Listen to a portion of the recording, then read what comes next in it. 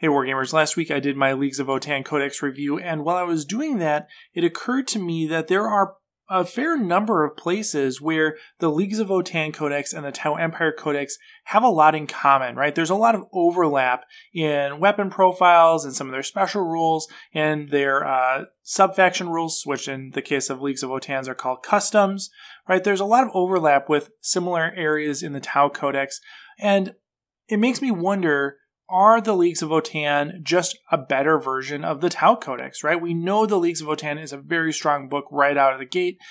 Tau was too. Are they just a better version of Tau? Or at least a slightly tweaked and stronger version of Tau? And so I want to take a look at that today. Of course, it's an oversimplification to say that Codex X is just a better version of Codex Y. Each codex is different, right? It's not really an apples-to-apples comparison because when we look at things in isolation, it doesn't take into account how any of those rules interact with the different profiles or different strategies or, any of the different elements of the codex, right? A codex as a whole is a multifaceted, multi-layered thing, and you can't really just pick one piece and compare it to another piece of another book because those things don't exist in isolation, right? They don't occur just on their own. They interact with all these other elements of the book. But that said, I think if we look at some of the specific weapon profiles, some of the specific special rules, some of the specific customs, we might see how the two compare and just have some fun talking about that. Now, of course, there are reasons for this overlap between the two codices. One is that there's a lore basis for it, right? We know that the Leagues of Votann are kind of this umbrella group that include what the Tau have called the Demiurge. The exact relationship between those two is not very clear, but nonetheless, we know that the Demiurge are kin at this point. And so the Demiurge, the kin, gifted Tau with ion technology and potentially other technologies as well, right? So we know that there's a basis for some of these technologies, some of these weapons to show up in both codices. Just like we see, elements of the Imperium show up across multiple Imperial codices, we're seeing these two seemingly unrelated codices have the same technology because there is actually a historical basis for it. It also makes sense that the Leagues of Votann have kind of this dwarven approach, not only because of their history as squats being essentially space dwarves, but also because the community has really wanted this type of gameplay from an army, from a faction, right? They have kind of a unique niche here of being very durable with high-tech weapons and some interesting little tricks that they can do. So they fill this kind of vacant niche in the spread of different factions. And the community has really asked for that to be filled both independently, but also in regard to Tau specifically, right? People have wanted more auxiliary units, and they've specifically asked for Demiurge time and time again. So here, Games Workshop is not giving us Demiurge as part of the Tau Empire Codex, but they're like, okay, well, we're going to say Demiurge are the same thing as the squats. We're just going to make that a whole book. You could hope, perhaps, that they'll do the same thing with some of the other Tau allied races, right? So like Kroot, right? We have wanted a Kroot Codex for a long time. Right now there's no interaction between the two codices, but one could hope that maybe in a future chapter approved or in a future version of the Tau Empire Codex, that there would be some, line like we see in Genestealer Cult books talking about the Astra Militarum, right? Maybe there's some line in the next edition of the Tau Codex that says, you can take XYZ Leagues of Votann units with ABC conditions or whatever, right? So anyway, we're going to take a look at a few places where there's a lot of overlap between the Votann and the Tau Empire and look at their relative strengths and weaknesses, kind of see which one plays out to be the stronger or weaker under which circumstances. And again, this is just one piece of the puzzle, right? It's not necessarily reflective of the overall strength of each book or the strength of each army or, which army is quote unquote better, right? There's more than one thing to consider here, right? But this is just one way that we're going to be looking at these two codices and comparing them by focusing on these points of intersection. All right, so let's look at one of the basic abilities in each of the codices. Markerlights for Tau, and Judgment tokens for the Leagues of Votann. Both of these abilities act to increase the offensive output of units in the Codex. In the case of Markerlights, you're improving the ability to hit a target. In the case of Judgment tokens, you're increasing the likelihood that you're going to be doing damage. Both of these are critical kind of keystone abilities to each Codex. Markerlights, as you probably know, are things that originate from any model with the Markerlight keyword. So that's generally Pathfinders and Marker drones, but also some vehicles and some other infantry options as well. Basically, the way it works is that in the movement phase, you declare this action, you select an enemy unit within 36 inches that's visible to that unit, roll a die for each model with that Markerlight keyword, and on a 3-up, it gets a Markerlight token. That Markerlight token can be redeemed by one of your other units, or one of your units in the shooting phase, to add +1 to hit. Note, not +1 ballistic skill, +1 to hit, so it's capped. And they get +1 to hit against that target for the shooting phase. In contrast, Judgment tokens come from a pretty diverse set of situations with fewer sources in terms of models. What I mean by that is that an opponent earns Judgment tokens by things that they do. It's less of a choice that the Votann player is making and more of a consequence of the actions of the opponent. So an enemy will earn a Judgment token by destroying a Votann unit, by completing actions. If they're holding objective, they can be selected to earn a Judgment tokens. But you also have abilities in your special characters, namely your call, which is your kind of main HQ guy, that can add Judgment tokens on top of that. And so there's lots of different ways that you can get them in the Leagues of Votann Codex. What these do is allow for Votann units to automatically wound on hits of a 6, a 5, or a 4 up with 1, 2, or 3 tokens, respectively. So if you have 1 Judgment token on a unit, a roll of a 6 to hit it is automatically wounding. If you have 3 Judgment tokens on a unit, a roll of a 4 counts as automatic wound. So you totally bypass the wounding mechanic here. And that is really powerful as it's written, because in particular, it counts as a natural 6. And they have a whole bunch of weapons and abilities that key off natural 6s to wound, particularly things like Rail key off natural 6s. And so you can get these kind of cascading damage effects by using Judgment tokens, which is just really, really strong.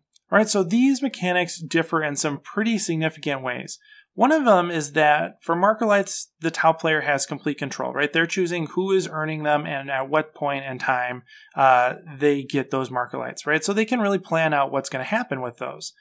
In contrast, tokens are mostly reactive, right? You're going to be generating a fair amount of tokens using the Call's Grim Efficiency rule, but other than that, it's things that the opponent is doing that's earning those, right? It's killing Votann units, it's completing actions, holding objectives, right? Those are things that the enemy is choosing to do that earn them that token. So it's much more reactive than Markerlights, which are totally in the hands of the Tau player. So that's a big difference, right? Is who gets to choose what happens. Being able to control Markerlights allows for better planning, and so that has some benefit. Another big difference is that Markerlights are more or less static, right? Like, it's always going to be a +1 to hit. In most cases, that's going to be about a 33% increase in output, right? Moving from a 4-up to hit to a 3-up to hit. There are cases where you're going to be going from a 5 to a 4 or something like that. But, in most cases, you're looking at a 33% increase output. In contrast, tokens really are context dependent, right? Depending on what you really needed to wound to begin with, how many tokens you have, if you have rerolls, all sorts of stuff like that. In terms of, kind of the standard best case scenario, you're, looking at like a 3 to hit, and then let's say, you need a 6 to wound something, which, there's plenty of examples of what that might be, right? If you're using your standard Votann bolter against a land raider or a knight or something, right? Like, tons of opportunities to need 6s to wound. right? If you're in that situation, having 3 Judgment tokens, which allows your 4s to hit, 4s, 5s, and 6s to hit, to count as automatic wounds, that's massive, right? That's going to get you about a 500% increase in output. Going from needing a 6 to wound the thing to just automatically wounding is insane. And if you have rerolls, you can even push that closer to 600%. So there is massive opportunity for damage augmentation just through Judgment tokens alone. On top of that, tokens accumulate over the game, right? You're going to start off the game with no tokens, right? You're going to have the Grim Efficiency rule that you can apply one at the beginning of the game, but basically you don't really have any on turn 1, right? Over the course of the game, the enemy is going to accumulate them through all these different things that they're doing, and the more and more Grim Efficiency tokens that you dispense. So you're going to be getting more and more tokens over the course of the game, meaning that the impact is going to be enhanced over the course of the game. And it's going to be increasing at a rate probably higher than you're losing output otherwise, right? It's not like the Votann Codex is flimsy. It's extremely durable. And so you're going to be losing units at a relatively slow rate, but increasing their output at a rate that's probably higher than you're losing units. Your army really gets stronger over the duration of the game, which is wild. In contrast, Markerlights decline over the game, right? As you lose Pathfinders, as you lose marker draws, as you lose your units with Markerlights, you have fewer and fewer available to you to use throughout the game. And so Markerlights are very strong turn 1, turn 2. You're lucky if you have any around turn 4 or 5, right? And so that is a huge difference, right? That you don't have the upfront control with tokens as you do with Markerlights, but you get so much out of them. So I think that really means that Judgment tokens are a clear winner in this comparison mechanics, right? So Votann win this one. All right, so let's talk about the thing you probably clicked on this video for me to talk about, and that's the comparison between Rail and Magna-rail in the Tau and Votann codices, respectively. We're going to start with the little versions, and we'll talk about the big versions next. For little versions of Rail in the Tau Codex, we have the Railrifle, which is an upgrade for Pathfinders, which are a fast attack choice. A Pathfinder with a Railrifle is 15 points per model, and a Railrifle has range 30 inches. It is a heavy 1 weapon, so you get a penalty for moving and shooting.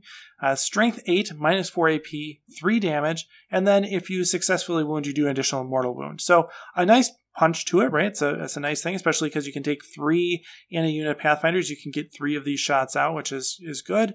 And then the mortal wound allows that damage to spill over to an additional model, potentially, which is also very useful. Magna-rail is different, and don't get confused by Magna-rail here and Magna-rail in the old Psychic Awakening for the Greater Good book. They're different. Probably means that that we're never going to get a Magna-rail option for Tau again, but whatever. So Magna-rail rifles for Votann are an upgrade for Hearthkin Warrior units. And Hearthkin Warriors are a troop choice. You take them from 10 to 20 man. And so if you're a 20-man unit, you can have 2 of these rifles in that unit. And a Hearthkin Warrior with a Magna-rail rifle is 31 points per model, so significantly more expensive than the Pathfinder equivalent. A Magna-rail rifle has range 24. It is a Hunter 1 weapon, meaning that you can move and shoot with it, but you can't advance and shoot with it. Strength 9, minus 4 AP, D3 plus 3 damage. And so you're getting, on average 5 damage out of that. And then it ignores all invulnerable saves, and damage will spill over on a 6 to wound. So basically it converts that damage into mortal wounds if you get a 6 to wound, which, if you remember from the previous slide, happens if you have if you have Judgment tokens on it and you get the right hit roll, right? So if you have 3 Judgment tokens on it and you hit it on a 4-up, you are getting this effect automatically, which is, again, very powerful. Let's say you're targeting a unit of 1 wound models, and you roll, let's say, 2 damage. So you get 5 damage total on this thing. You're going to take out 5 models probably with this one shot, which is pretty crazy. In comparison to the Railrifle, you're going to get 2 models. So massive difference in the number of models removed between these two weapons just based on that mechanic. All right, so looking at some of these key differences here, rail rifles obviously have a longer range. That is useful, especially for an army like Tau that doesn't want to get into close combat. And against things that are toughness 7, toughness 6, toughness 5, especially if it's a single model or a small model count unit without an invulnerable save, a rail rifle is going to do more damage, right? So for 30 points, you can get 2 Pathfinders with rail rifles. That's going to give you, about 8 damage, well, at least up to 8 damage, whereas you're looking at, on average 5 damage for 30 points off of a Magna-rail. So you have some capacity to do more damage with a rail rifle against things like Piranha, let's say, those small vehicle type units. In contrast, Magna rifles can move and shoot, right? Because they're hunters, so they don't have to worry about the heavy -1 to hit penalty for being infantry, and they're in a much more durable unit, which is also a troops choice, not a fast attack. So Magna-rail is in Hearthkin Warriors, which are super durable for a troops choice, especially compared to frickin' Pathfinders. Pathfinders. If you're familiar with this channel, if you're familiar with Tau, Pathfinders are paper thin. You look at them wrong, they fall over. Magna-rail rifle doesn't have that issue. It's in a durable unit, and it's in a large unit too, right? 10 models at a minimum, generally, unless you're splitting them up, which that's a different video. If you want to know more about that, watch my full codex review of the Leagues of Votann. But if you're talking about a 10-man unit, you got to chip through 9 other guys to get to that Magna-rail rifle. Whereas, for Pathfinders, that's not a big deal. For a Hearthkin Warrior unit, that can be, a sizable obstacle. So this Magna-rail rifle is much more protected than a rail rifle in a Pathfinder squad. Which means that Votann lists could just opt to take Magna-rail rifles. They don't have to really make a lot of special considerations. You just got to pay the extra points for the thing, and boom, it's in your list. You're going to be taking Hearthkin Warriors anyway because they're your only troops choice. They're going to be in your list. Pathfinders don't necessarily have to be in your list, right? So Tau lists have to build for rail rifles. Votann lists just get Magna-rail rifles on their basic troops for funsies. On top of that, Magna-rail ignores invulnerable saves and can spill over, right? So if you have 3 judgment tokens, 75% of your natural hits are gonna be automatic wounds on 6s. So that's 3/4 of your hits just on your first roll there that are going to be automatically going through. So that means that instead of having all that damage concentrated into 1 or 2 models, it can spill over, right? We said, on a unit of 1 wound models, on average, you're going to be taking out 5 of them versus just 2. So that's a massive difference. It means that Magna-rail is relevant against almost every target, right? It ignores invulnerable saves. It has a huge AP value, does lots of damage, and is going to spill over. It can just rip through things. Even though even though it costs 20 points to upgrade a model for 1, even though it's 1 unit of troops choice, that is quite the punch, and it can rip through. It can rip through a unit of infantry. It can do some serious damage to a single target. Dealer's choice. The only thing that it's going to have a hard time with are the new demon saves, right? Because those are functionally invulnerable saves that aren't invulnerable saves. So this rule doesn't ignore it. So Magna-rail has a hard time with demon saves, but everything else, no big deal. So huge win here for Magna-rail rifles. They do have slightly different roles because of their different units, right? But if we're just looking at damage output, if we're just looking at realistically what you're going to be getting out of these things, I think the Magna-rail rifle is a huge winner. And a lot of that is due to the judgment token mechanic. But even without that, the Magna-rail rifle is a pretty good competitor. All right, let's talk about the big versions now. So the Railgun for Tau and the heavy Magna-rail cannon for the Leagues of Votann. The Railgun, right? That's something that you get on the Hammerhead. That's a heavy support choice, 145 points per model. If you remember when Hammerheads were previewed ahead of the Tau Empire Codex release, people lost their mind. Oh my God, how are we going to deal with this thing? It's so powerful. What are we going to do? And yeah, it has a profile of 72 inches. It's heavy 1, strength 14, minus 6 AP, D3 plus 6 damage. And this version does ignore invulnerable saves and does 3 mortal wounds instead of just 1 on the successful wound. So you're getting a nice punch out of this thing. And then, of course, it has a stratagem that you can use to deal with larger model count units, the submunitions stratagem. The heavy Magna-rail cannon for Votann, though, is a totally different character. That's something that you get from the Hecaton Land Fortress, not the land train, the land fortress, at 230 points per model. So, again, significantly more expensive. But you get a very different model for that price. The profile on the Magna-rail cannon is 36-inch range, Hunter 1, so again, doesn't have the weird heavy restrictions. Strength 14, minus 4 AP, so slightly lower AP, and then 2d3 plus 6 damage. So you're getting an additional d3 worth of damage there. It too ignores invulnerable saves, so that's the same between them now. But the damage spills over on a 6-2, and again, facilitated by Judgement tokens. So the key differences here are, kind of similar to the previous slide, but there's a twist, right? So railguns have longer range, and can do more damage to a single target, although this time it's practically negligible, right? So D3 plus 6, so you're looking at 6 plus an average of 2, so that's 8, plus 3 mortal wounds when you successfully wound, that's 11, whereas the Magna-rail cannon is 2d3, which is going to be an average of 4, plus 6, so that's 10. So 11 versus 10 damage on average when you do the damage. So that's practically negligible. And then, of course, the railgun actually has to roll to wound. So you have to discount that by, probably 16%. So they're looking at roughly equivalent damage from the single gun that we're comparing here.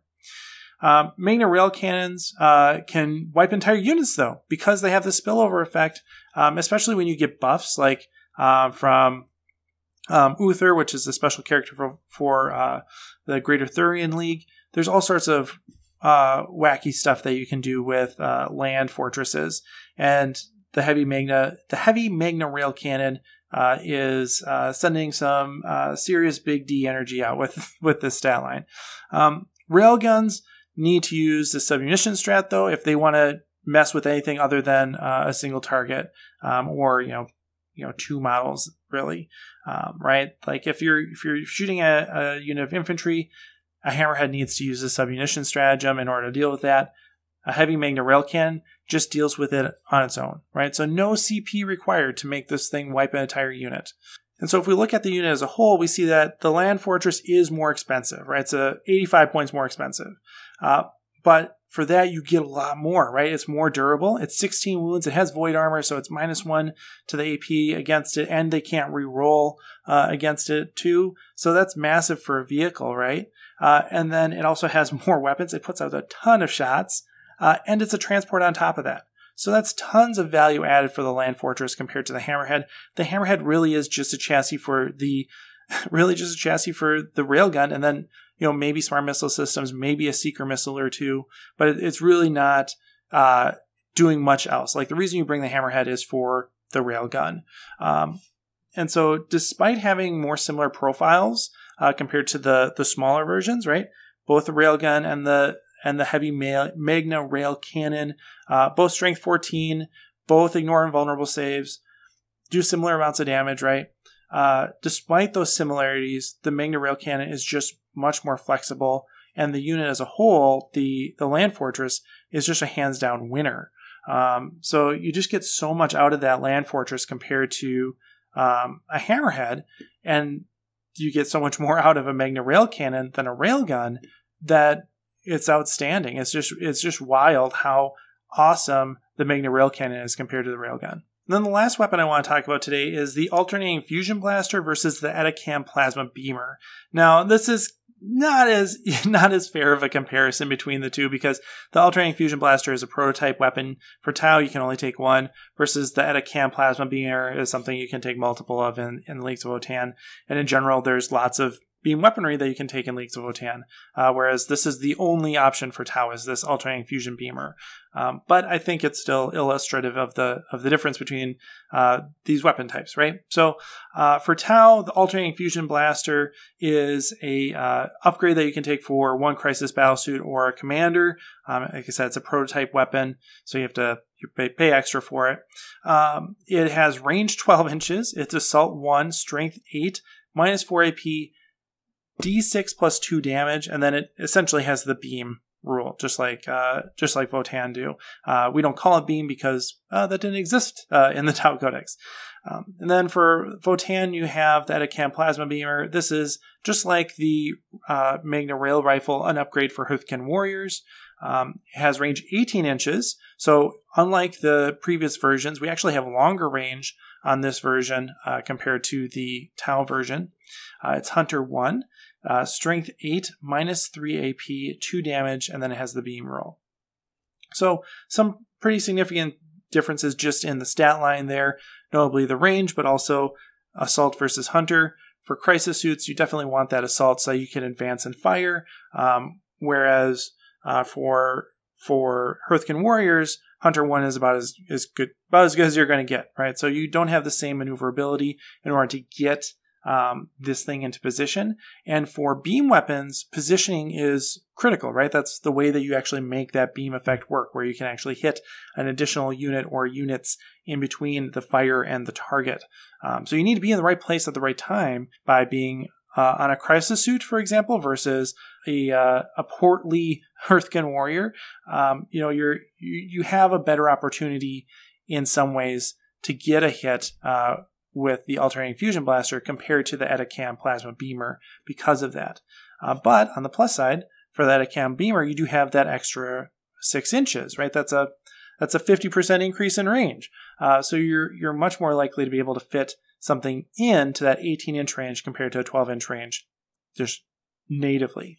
The AP on the alternating fusion blaster is 1 better, and you just are going to be doing more damage, right? You're rolling d6 plus 2 instead of just 2 damage flat.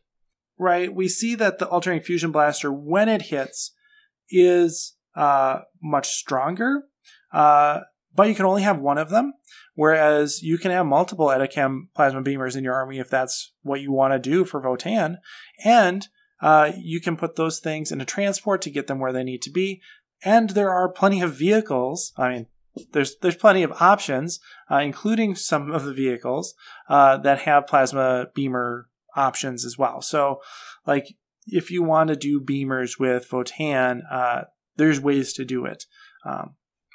The alternating fusion blaster, like I said, can do more damage than a single plasma beamer, but you can make up for that by taking multiple plasma beamers, right? And if you have multiple of them, then you're going to maintain that efficacy even if one of them falls and all sorts of stuff. So I think, there's strength in numbers there, certainly. And so comparing these two weapons are, kind of apples and oranges because they are in such different contexts. But even setting that aside, the EtaCam Plasma Beamer, I think, trades power for safety and accessibility, right? It just seems like if you're looking to do beam shenanigans, that the EtaCam Plasma Beamer, like a beam-based Votann list, is probably the way to go instead of trying to, get this one commander with this alternating fusion blaster into the right place at the right time, and then having it get charged and die and all sorts of stuff like that, right? So it seems like the EtaCam Plasma Beamer is a winner, both in terms of, how it's placed in the codex, but also how easily you can access it throughout the different units in your army. Another place where we see a lot of overlap between the two codices are in the Sept Tenets and League Customs, so the sub-faction roles for the two books. And there are 3 different sub-factions that seem to be trying to do a similar thing for their respective armies. One of those are Borkan Sept and Ymir Conglomerate. Both of those have kind of like a high-tech feel to their sub-faction roles. And yeah, there are warlord traits and relics, and in the case of Votann, there are special things that trigger off of Judgement tokens. We're just going to be focusing on the main benefit, like the core benefit of each of these sub-faction roles. And so for Borkan, it adds plus 4-inch range, and then battlesuits and vehicles, when they're shot against, they get -1 strength to the shot against them. And so there are some cases where this is going to be useful, plenty of others where it's not going to make a difference at all. For Ymir Conglomerate, they have that extended range as well, but instead of having the relatively variably valuable -1 strength, they just say everybody gets a 5-up invulnerable save. And then if you had a 2-up armor save, that actually gets bumped to a 4-up invulnerable save. So just like everybody gets invulnerable saves, not just one unit type, not just a certain section of the codex. Nope, everybody gets an invulnerable save. And in an army where there wasn't a lot of invulnerable saves to begin with, that's awesome. Right? Like, I think I undervalued this League custom when I looked at it for my full codex review. I think it's probably more in the top 3 than towards the bottom, which is what I originally said. So it's just really strong, right? That on top of their already durable nature, giving every Votann model invulnerable save is just kind of bonkers. It's like you're never going to lose a model, basically. You'll lose models, but you're not going to lose, your whole army very, very easily. So right, they both have this extended range, and that's useful for Tau. Not because their range is generally short, but because it allows for more weapons to get like within half range, for example. So if we're looking at like pulse rifles, right now, half range is much more reasonable than it was before. I don't know about much more reasonable, but it's more accessible. You get what I'm saying. For Votann, though, that 4-inch range is useful pure and simple because most of their range is short and they don't move very fast unless they're in a vehicle. So having that extra reach is probably a lot more useful for them because it is proportionally a much larger increase to their threat range. The invulnerable save for the Ymir Conglomerate is, like I said, just bonkers and way more useful than having -1 strength against some of your army, right? Even if you made a whole army out of battlesuits and vehicles, the amount of value you get out of that pales in comparison to just giving everyone a built-in invulnerable save. So that's really quite something in terms of value there. The other place where we see this is comparing Tau Sept versus the Great Arthurian League. These are both kind of reroll. These are your reroll Septs. So Tau Sept says you can reroll a single hit or wound per unit, and then you get a 3-inch range extension to auras and abilities.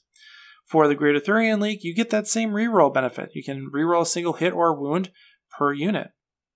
You also count as 2 models for objective secured, or 5 models if it's a model with at least 10 wounds.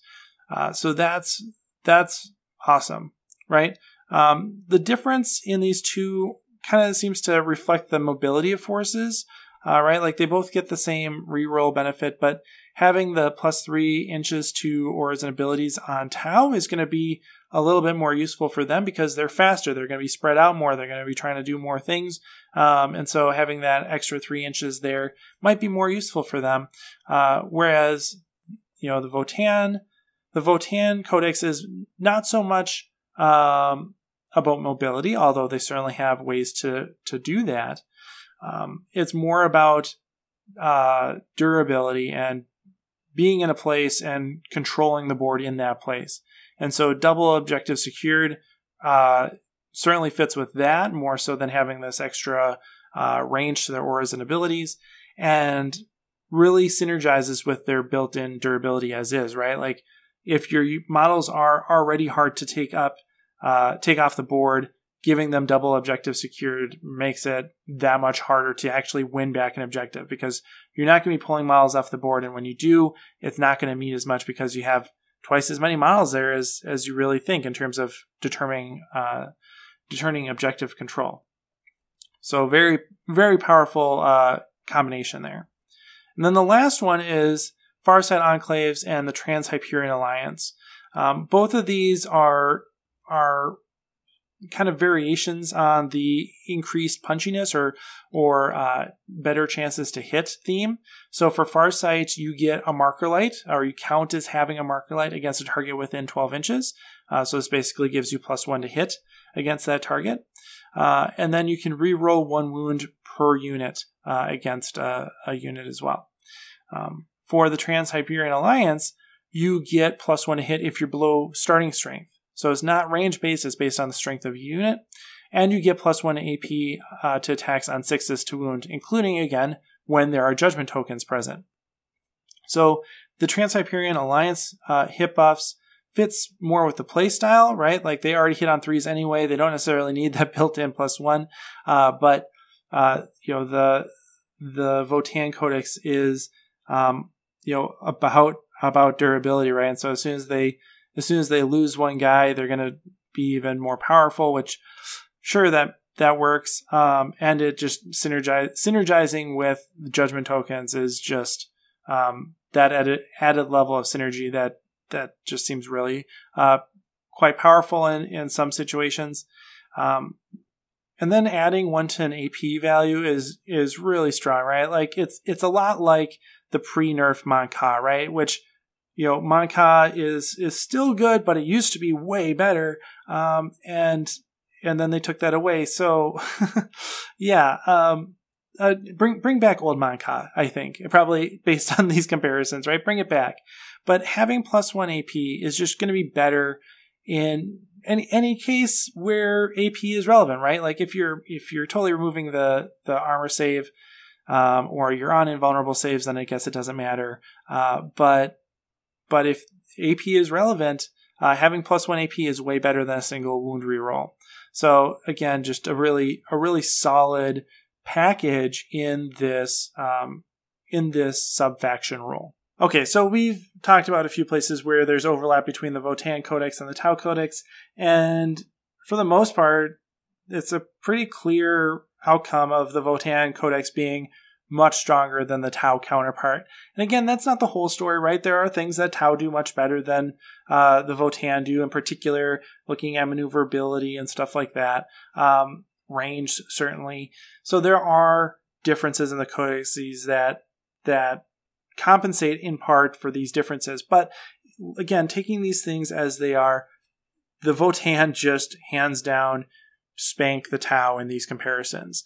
And so a lot of the things that made Tau overpowered at the launch relative to the exterior slate of codices seem to be echoed or amplified in the Votann Codex, right? Like Tau had Rail, Votann have Magna-rail, right? They're just one-upping a lot of these things and making them that much stronger.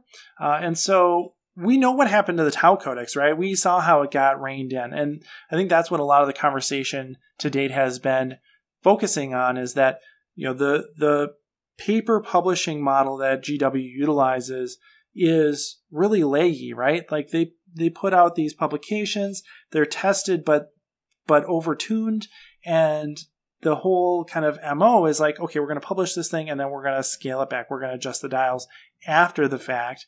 And that probably works out really well for selling models, which of course is their goal, but it's not great for the health of the game, right? It doesn't allow for a well-balanced game or a particularly competitive game where there are these wild swings in rule set. And so we saw what happened with the Tau, which again is kind of their standard operating procedure of publishing the really strong codex and then dialing it back. The obvious thing is that that's going to happen here as well, right? That Votann are going to get dialed back. The nerf bats are coming, boys, right? And I would guess that that's probably going to take the shape of, you know, adjusting how Judgment tokens work, right? Like maybe they don't count as automatic 6 anymore. That would probably be a really powerful thing that they could do to simply adjust things, doing things like tweaking some of the Sept customs and dealing with how they work or interact with Judgment tokens or rerolls, things like that. Makes a lot of sense too. So there's a whole suite of things that they could do. Maybe we'll make another video on that or something. But you know, I think it's clear that we'll probably see a lot of these things change and bring them more into line with with the rest of the codices. But as it is written, the Leagues of Votann Codex is really strong, and everywhere that we compare the Votann to the Tau, we see the Votann being much stronger. So let me know what you think in the comments below. Are the Leagues of Votann just that much better than Tau? You know, if you watched the video, hopefully you did at this point. I think the answer is yes, but maybe you have a different opinion. Let me know in the comments below, and as always, thanks for watching and happy wargaming. Hey everyone, thanks for watching. Good news, we have more of the Invasive Wargaming model back in stock, so if you're interested in picking one up, you didn't get one before or you want more, check out the links in the description below. Otherwise, I just want to say thanks again for watching, especially all the folks over on Patreon. This channel wouldn't happen without them, so thanks to Jackanacker, Durza, Everett Keller, Robbie Goodwin, Jose Gomez, Drew Prattley, Michael Byrne, Zealous Brimstone, Scott Heater, Stephen Cowan, Jared Egler, and Shifty.